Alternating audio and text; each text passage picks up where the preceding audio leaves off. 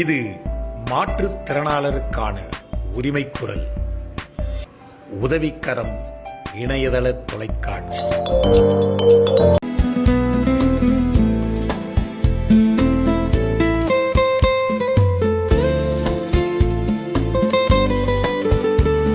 அனைவருக்கும் காலை வணக்கம். என்ன நண்பர்களே, நம்முடைய உதவிக்கரம் டிவியை ரெகுலராக எல்லோரும் பார்த்து வருவீர்கள் என்று நினைக்கிறேன். இப்போ இந்த எபிசோடில் நம்ம ஒரு விஐபியை சந்திக்க இருக்கிறோம். அதாவது கடந்த மாதம், அதாவது பிப்ரவரி மாதம் 14ஆம் தேதி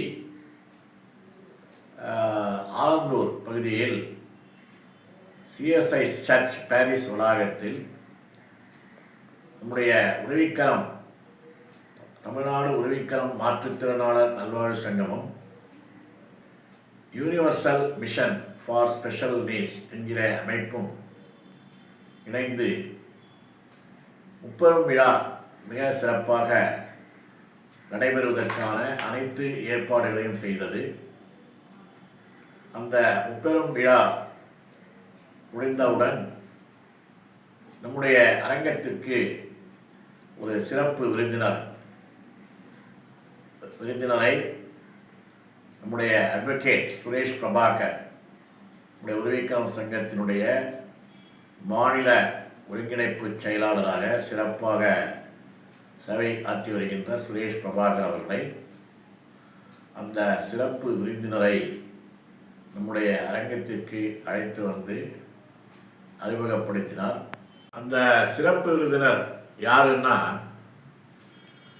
மதுரையில் தொப்பூர் என்கிற ஒரு பகுதியில் செக்ஷன் அமைப்பின் சார்பாக மாற்றுத்திறனாளிகளுக்கான ஒரு சேவை மையம், அதாவது மன வளர்ச்சி குன்றியவர்கள், ஆட்டிசம் இது போன்ற குழந்தைகளுடைய மறுவாழ்விற்காக நடத்தப்படுகின்ற சிறப்பு இல்லத்தின் தலைவியாக பல ஆண்டுகளாக செயல்பட்டு அந்த பகுதியில் உள்ள மாற்றுத்திறனாளிகளுக்கு பல்வேறு சேவைகளை செய்து வருகின்ற திருமதி காமாட்சி சுவாமிநாதன் அவர்களை நாம் இந்த எபிசோடில் சந்திக்க இருக்கிறோம். அவங்க யாருன்னா, திருப்பரங்குன்றம் தீபம் ஏற்ற வேண்டும் என்கின்ற ஒரு லேண்ட்மார்க் ஜட்மெண்ட், அதாவது திருப்பரங்குன்றத்தில் HRNC அவர்கள் தீபத்தை ஏற்றுவதற்கு மறுத்த போது, தடை விதித்த போது, அந்த பகுதியில் உள்ள மக்களின் கோரிக்கைகளை ஏற்று வழக்கில் அவர் முன்பாக வந்த பொழுது திருப்பரங்குன்றம் மலையில் தீபத்தை ஏற்ற வேண்டும் என்ற ஒரு சிறப்பான ஆணையிட்டு அதை செயல்படுத்தும் வகையில் தொடர்ந்து அவர்கள் இந்த கேஸ் விஷயமாக பலவிதமான வாதங்களை அவர் முன்பு எடுத்துரைத்த போது அதனுடைய நியாயத்தை உணர்ந்து தீபம் ஏற்ற வேண்டும் என்று அவர் ஆணையிட்டுள்ளார். ஒரு தைரியம் மிக்க ஒரு ஜட்ஜுன்னு சொல்லலாம். அவர் எந்த விதமான அழுத்தங்களுக்கும் அச்சுறுத்தல்களுக்கும் பயப்படாமல் நியாயத்தின் அடிப்படையில் இந்த தீர்ப்பை அவர் வழங்கியுள்ளார். மேலும் அந்த தீர்ப்பை தடுப்பதற்கான அனைத்து முயற்சிகளையும் மேற்கொண்ட மதுரை மாவட்ட ஆட்சியர் அவர்களின் 144 ஆர்டர் விடுவித்த பொழுது காவல்துறை உயர் அதிகாரிகள் இந்த தீபத்தை ஏற்ற விடாமல் தடுத்த பொழுது அவர்கள் மீது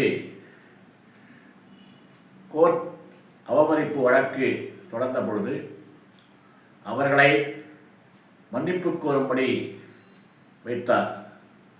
அத்தகைய சிறப்பு வாய்ந்த ஒரு ஜட்ஜ் மதிப்பிற்குரிய CR சுவாமிநாதன் அவர்கள். அவருடைய மனைவிதான் இன்றைக்கு சிறப்பு விருந்தினராக இந்த உரைக்கலம் அரங்கத்திற்கு வந்திருக்கின்ற திருமதி காமாட்சி சுவாமிநாதன் அவர்கள். அவங்க பார்க்கணுன்னா எவ்வளோ எளிமையானவர் என்பதை நம்முடைய அட்வொகேட் சுரேஷ் பிரபாகர் அவர்கள் கூற்றிலிருந்து தெரிய வந்தது. அவர்கள் ஒரு ஆட்டோவில் இறங்கினாங்க. நம்ம அரங்கத்திற்கு ஒரு ஆட்டோவில் இறங்கினாங்க. ரொம்ப வெரி வெரி சிம்பிள் பர்சன். அவர்களை எல்லோரும் சந்திக்கும் வகையில் இந்த எபிசோடில் அவங்களுடைய பேட்டியை நாம் வெளியிட இருக்கின்றோம். என்னுடன் இந்த அரங்கத்தில் இருப்பவர்கள் நம்முடைய தமிழ்நாடு உதவிக்கம் சங்கத்தினுடைய மாநில இணை பொதுச் செயலாளர் திரு வேதமணி அவர்களும் மற்றும் மாற்றுத்திறனாளிகளுக்கான வழக்கறிஞர்கள் சங்கத்தினுடைய தலைவர் திரு வெற்றிவேல் அவர்கள், அப்புறம் நம்முடைய தீபக்குமார் குப்தா அவர்கள் மாநில துணை பொதுச் செயலாளர், மற்றும் அட்வொகேட் சுரேஷ் பிரபாகர், இவர்களெல்லாம் இந்த அரங்கத்தில் திருமதி காமாட்சி சுவாமிநாதன் அவர்களை பேட்டி எடுத்த பொழுது உடன் இருந்தார்கள். மேலும் universal mission for special needs அந்த அமைப்பினுடைய தலைவர் திரு பாலமுருகன் அவர்களும் எங்களுடன் இருந்தார். அவங்க எதுக்காக இந்த நம்ம அரங்கத்துக்கு விசிட் பண்ணாங்கன்றதை முதல்ல நீங்கள் எல்லோரும் தெரிஞ்சுக்கணும்.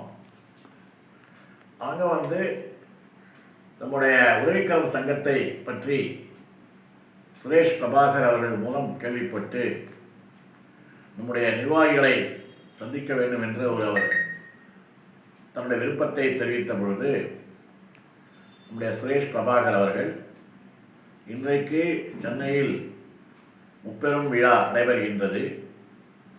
அதில் மாற்றுத்திறனாளிகள் சாதனை புரிந்தவர்களுக்கு விருதுகள் வழங்கும் விழா மற்றும் அந்த மாற்றுத்திறனாளிகளுக்கு உதவி புரிந்து வருகின்ற தன்னார்வ தொண்டு நிறுவனங்களுக்கும் விருதுகள் வழங்கும் விழா ஆக முப்பெரும் விழா இந்த அரங்கத்தில் நடைபெறுகின்றது. அந்த விழா முடியும் தருவாயில் இருக்கிறது. நீங்கள் கட்டாயம் கலந்து கொள்ள வேண்டும் என்று நம்ம சுரேஷ் பிரபாகர் அவர்கள் தெரிவித்த பொழுது அம்மையார் அவர்கள் நம்முடைய அரங்கத்திற்கு நேரில் நமக்காக ஒரு சிறப்பு பேட்டியை அளித்திருக்கிறார்கள்.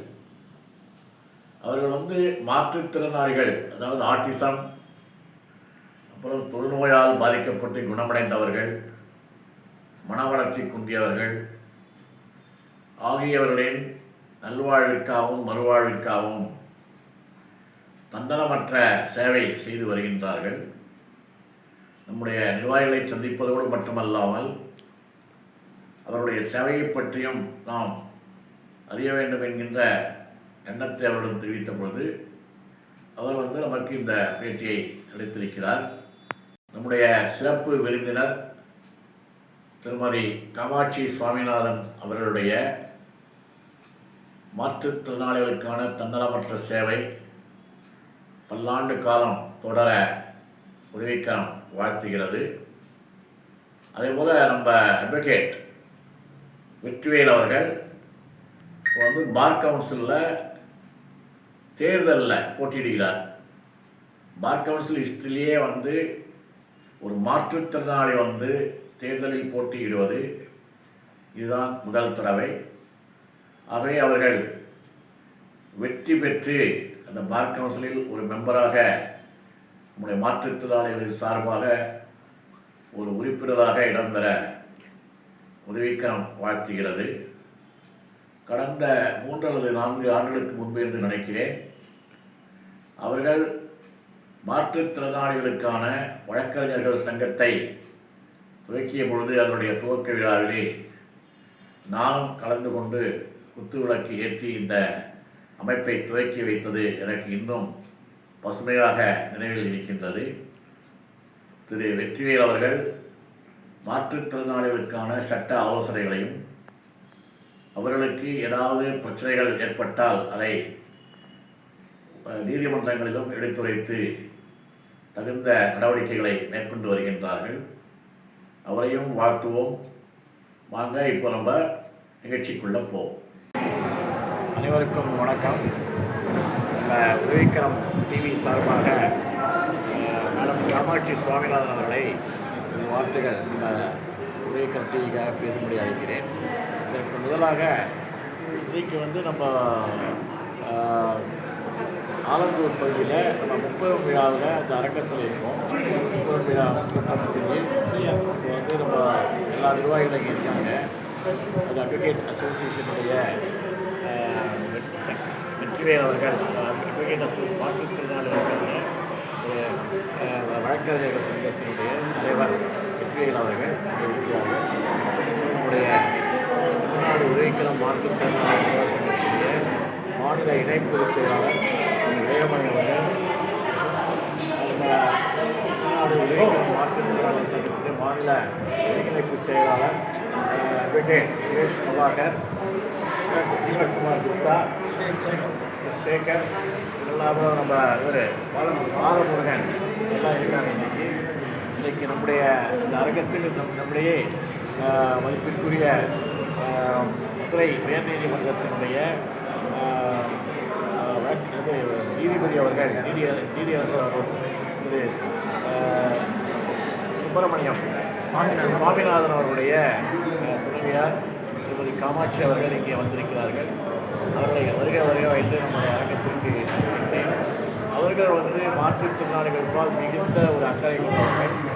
அதாவது மனவளர்ச்சிக்குரிய மாற்றுத்திறனாளிகளுக்காக சிறப்பு பயிற்சி சட்டத்தை வைத்திருக்கிறார்கள். மதுரை பக்கத்தில் அவர்களை வருக என்று வரவேற்கிறேன்.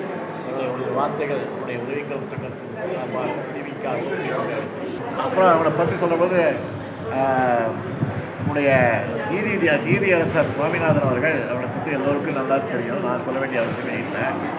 பெரிய ஒரு லேண்ட்மார்க் டெக்ரோட்ஸ்லாம் கொடுத்து இன்றைக்கு எல்லோருடைய மனதிலும் இடம்பெற்றிருக்கின்றார். அதேபோல் இவர்களும் மாற்றுத்திறனாளிகளுக்கு சேவைகள் செய்து அவருடைய மனதில் இடம்பெற்றிருக்கின்றார்கள். ஆகவே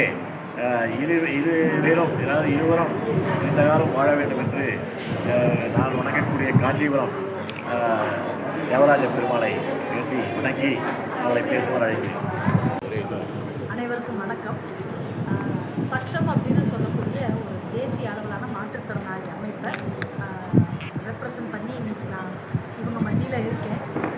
சக்ஷம் நாடு பூரா மாற்றுத்திறனாளி 21 வகையான மாற்றுத்திறனாளிகளுக்கும் ப்ராஜெக்ட்ஸும் சேவை காரியமும் பண்ணிக்கிட்டு இருக்கோம். அதில் தமிழ்நாட்டில் மதுரையில் குறிப்பாக இருக்கக்கூடிய ஒரு பெரிய ப்ராஜெக்டாக நான் என் பொறுப்பில் பார்த்துட்ருக்கேன். இதில் autism, Down syndrome, cerebral palsy அப்படின்னு சொல்லக்கூடிய இந்த மாதிரியான ப்ராப்ளம்லாம் இருக்கக்கூடிய குழந்தைங்க, பெரியவங்க என்கிட்ட 4.5 வயசு குழந்தைங்களுக்கு 38 வயசு குழந்தை வரைக்கும் என்கிட்ட வராங்க டெய்லி. இவங்களுக்கான therapy, early intervention program, basic treatment, parents counselling, sibling counselling and guidance எல்லாமே நாங்கள் அங்கே பண்ணிட்டுருக்கோம். எங்ககிட்ட வர குழந்தைங்களுக்கு மட்டும் கிடையாது, மாற்றுத்திறனாளி யாரே உள்ளே நுழைஞ்சாலும் அவங்களுக்கு என்ன முடியுமோ அது அங்கே கிடைக்கிறதுக்கான ஏற்பாடுகள் அங்கே உண்டு. ஸோ இப்படி ஒரு சென்டர் நடத்திக்கிட்டு இருக்கோம். இதை தவிர்த்து மதுரையில் லெப்ரசி அஃபெக்ட் ஆனவங்களுக்கு வாரந்தோறும் கேம்ப் ஒன்று நடக்குது. ஸோ வாரத்துக்கு ஒரு நாள் அவங்க வருவாங்க. அவங்களோட அல்சரை க்ளீன் பண்ணி ட்ரெஸ் பண்ணி விட்டு அவங்களுக்கான உணவு, போயிட்டு வரதுக்கான செலவு இது கையில் கொடுத்து அவங்கள அனுப்பிடுவோம். இப்படி நாங்கள் ஆரம்பித்த ஒரு 24 பேரில் கிட்டத்தட்ட ஒரு 16 பேருக்கு இப்போ அவங்களோட புண்ணு ஆற ஆரம்பித்து அழுகிறது நின்றுச்சு. பாக்கி இப்போ இருக்கிறவங்க வந்துக்கிட்டு இருக்காங்க. இப்படி இன்னும் மாற்றுத்திறனாளியாக இருந்து அட்வொகேட்டாக சென்னை ஹைகோர்ட்டில் ப்ராக்டிஸ் பண்ணுறாங்க. அவர் அந்த சங்கத்துக்கு ஒரு தலைவராக இருக்கிறார்கள். ஒரு வார்த்தைகள் பேசுவாங்க. இந்த நிகழ்விற்கு காரணகர்த்தாவாக இங்கே அமர்ந்து கொண்டிருக்கக்கூடிய எங்கள் மாற்றுத்திறனாளி சங்கங்களுக்கெல்லாம் ஆசான் ஐயா வரதுக்குட்டி அவர்களுக்கும், அம்மா காமாட்சி சுவாமிநாதன் அம்மா அவர்களுக்கும் மற்றுமுள்ள எனது தோழமைகள் அனைவருக்கும் என்னுடைய வணக்கங்கள். தமிழ்நாடு மாற்றுத்திறனாளி வழக்கறிஞர் சங்கத்தின் நிறுவனர் மற்றும் மாநில தலைவராக கடந்த 10 ஆண்டுகளாக தமிழ்நாட்டில் செயல்பட்டு கொண்டிருக்கிறோம். இதனுடைய நீட்சியாக தற்பொழுது தமிழ்நாடு பார் கவுன்சில் அந்த அமைப்பில் வருகின்ற மார்ச் மாதம் 30ஆம் தேதி தேர்தல் நடக்க இருக்கு. அந்த தேர்தலில் நம்ம சங்கத்தின் சார்பாக ஒருத்தர் வந்து அங்கே பிரதிநிதியாக போய் உட்கார்ந்து மாற்றுத்திறனாளி வழக்கறிஞர்களுக்கு மட்டுமல்லாமல் ஒட்டுமொத்த மாற்றுத்திறனாளி சமுதாயத்திற்கு ஏற்படக்கூடிய சட்ட சிக்கல்களை நம்ம வந்து அதை வந்து சரி செய்யணுன்ற பொருட்டுக்காக நம்ம அங்கே வந்து தேர்தலில் போட்டியிட்டு அங்கே போய் உட்காந்து இந்த மாற்றுத்திறனாளி சமுதாயத்துக்கு பல்வேறு வகையில் சட்ட ரீதியாக பின்புலமாக பணியாற்ற வேண்டும் என்பது எங்களுடைய ஒட்டுமொத்த ஒருமித்த கருத்தாக நான் வந்து இங்கே தேர்தலில் போட்டியிட்டிருக்கேன். இந்த தேர்தலில் பல்வேறு ஜாம்பவான்கள் பணபலத்தோடும் ஆட்பலத்தோடும் இங்கே வந்து போட்டியிடுறாங்க. இந்த நிலையில் கடந்த மாற்றுத்திறனாளிகள் வந்து தமிழ்நாட்டு பார் கவுன்சில் வரலாற்றில் இது வரைக்கும் ஒரு மாற்றுத்திறனாளிகள் வழக்கறிஞர் கூட அங்கே வந்து போய் உட்காந்து மாற்றுத்திறனாளி வழக்கறிஞர்களுடைய அவங்களுடைய தனிப்பட்ட நீதிமன்றங்கள் ஏற்படக்கூடிய சிக்கல்கள் பணியாற்றுறதுக்கான சிக்கல்கள் கூட அங்கே விவாதிக்கிறதுக்கோ குரல் கொடுப்பதற்கோ இது வரைக்கும் ஒரு வழக்கறிஞர் கூட அங்கே போய் உட்காரல.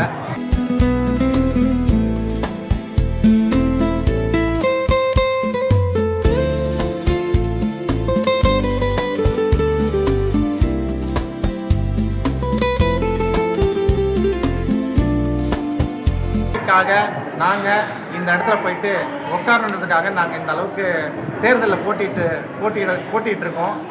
இந்த நிலையில் எங்களுடைய இந்த வரதக்குட்டி ஐயாவும் சரி மற்றும் இங்கே காமாட்சி அம்மா இவங்கெல்லாம் சேர்ந்து இந்த தேர்தலில் ஒரு மாற்றுத்திறனாளி வழக்கறிஞர் போயிட்டு அந்த இடத்துல உட்காந்து மக்களுக்கு சேவையாற்றணுன்ற அடிப்படையில் எங்களுக்கெல்லாம் உதவியாக இருந்து எங்களுக்கு சப்போர்ட்டாக இருந்து எங்களுக்கு ஊக்கப்படுத்தணுன்றதை கேட்டுக்கிறேன்.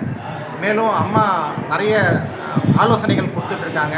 அவங்களுடைய பணி இன்னும் சிறக்கணும். நாங்கள் எல்லாம் கண்டிப்பாக அம்மாவோடு சேர்ந்து பணியாற்றுறதுக்கு ஆர்வமாக காத்துட்ருக்கோம். நன்றி. என்ன நண்பர்களே, இந்த வீடியோ ஃபுல்லாக நீங்கள் எல்லோரும் பார்த்துருப்பீங்கன்னு நினைக்கிறேன். நீங்கள் உங்களுடைய கருத்துக்களை கமெண்ட் பாக்ஸில் தெரிவிங்க. இந்த வீடியோவுக்கு உங்களோட பாராட்டுக்களை தெரிவிக்கும் வகையில் லைக் பண்ணுங்கள், ஷேர் பண்ணுங்கள். மறக்காமல் நம்ம உரைக்கம் யூடியூப் சேனலுக்கு சப்ஸ்கிரைப் பண்ணுங்கள். மீண்டும் அடுத்த எபிசோடில் சந்திக்கும். அனைவருக்கும் என்னுடைய வாழ்த்துக்களை தெரிவித்துக் கொள்கிறேன். உங்களிடமிருந்து விடைபெறுவது உங்கள் டிஏபி. நன்றி, வணக்கம். லைக் பண்ணுங்க, ஷேர் பண்ணுங்க, கமெண்ட் பண்ணுங்க, மறக்காம சப்ஸ்கிரைப் பண்ணிடுங்க.